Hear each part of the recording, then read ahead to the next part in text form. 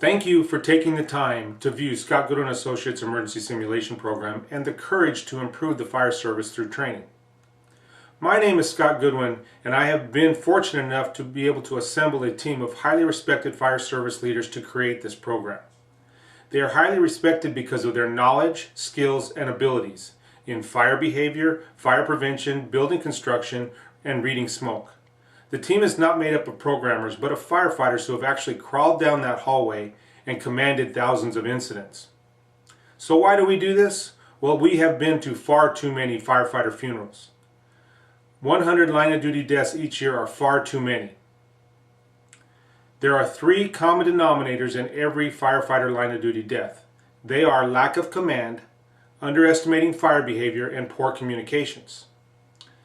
Lack of command. Size up is the most important thing that we do.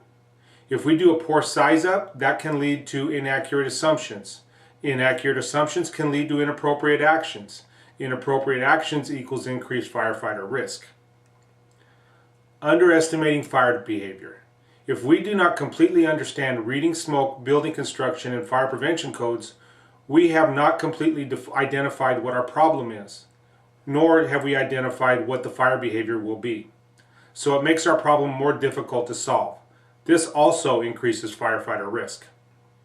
And finally, poor communications. If we do not communicate our strategic goals, tactical objectives, and our assignments effectively, then again we increase firefighter risk. At Scott Goodwin Associates Emergency Simulation Program, we give you the opportunity to practice and master that perishable skill of fire command. Our system works by creating an audio file of your performance. To initiate the recording, click on the microphone icon on the right side of your screen. Commercial structure fire at 3333 Edwards Boulevard. Callers are reporting smoke in the area. Upon your arrival, give your initial radio report using your policies and procedures and your tactics and strategy.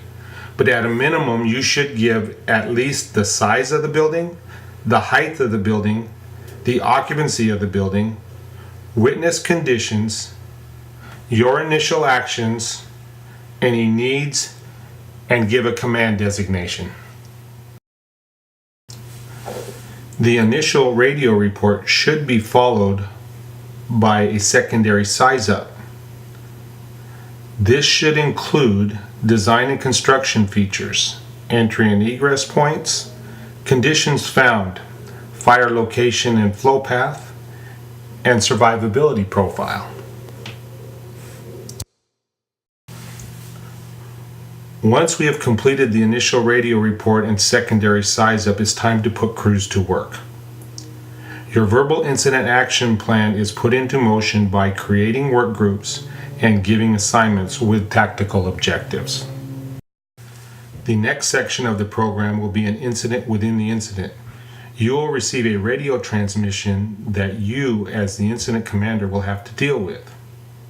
Here is an example of what that transmission will sound like. I see Captain Ingram. We've got a fallen ladder with one firefighter on it, one firefighter down. He's unconscious, unknown if he's breathing. We're going to need medics. The last section of the recorded simulation will be a transfer of command report. This will give the new incident commander a breakdown of who is doing what, how the incident is divided up, the tactical objectives assigned to each work group, and an accountability of who is assigned to whom in the incident. Now we begin the self-evaluation of your performance. We will ask you a series of questions. You will review your recorded performance and evaluate if you effectively addressed each element of the simulation. The final section of each simulation is the education component. We give you the development team's size up, location of the fire, smoke and fire prediction, survivability profile, building construction and fire prevention, and how each section may affect your decisions on the fire ground. I am sure you've heard the statement, decisions you make in the first 5 minutes will determine what you do for the next 5 hours. A bad decision may not just affect the next 5 hours. It may affect a lifetime. You have an obligation to your crew and yourself to be competent in the perishable skill of command. Also be able to be competent in fire behavior predictions and be able to communicate effectively. So enjoy the program, train like your life depends on it because it does, and be careful out there.